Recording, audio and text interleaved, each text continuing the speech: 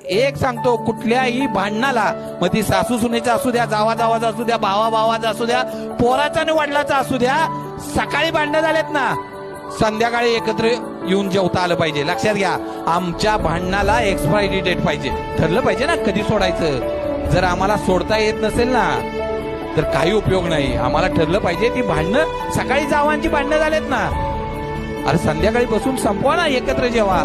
का लगेच दुसरी चूल करायची घरातच, त्या जावची वेगळी त्या जावची वेगळी, काय करायचं त्या सासू सासऱ्यांनी मला सांगा की.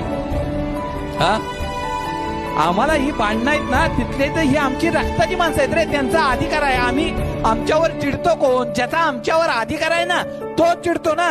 नाहीतर गर्दीत एखादा धक्का लागल्यावर पण म्हणतो की तुम्हाला सॉरी आणि पुढे निघून जातो. अरे ज्याचा आमच्यावर विश्वास आहे, ज्याचा अधिकार आहे, तीच माणसं आमच्यावर चिडतात. मित्रांनो, जर माफ करता येत नसेल ना तर तो माणूस विसरा, आणि तो माणूस विसरता येत नसेल ना तर त्याला माफ करून टाका, बस.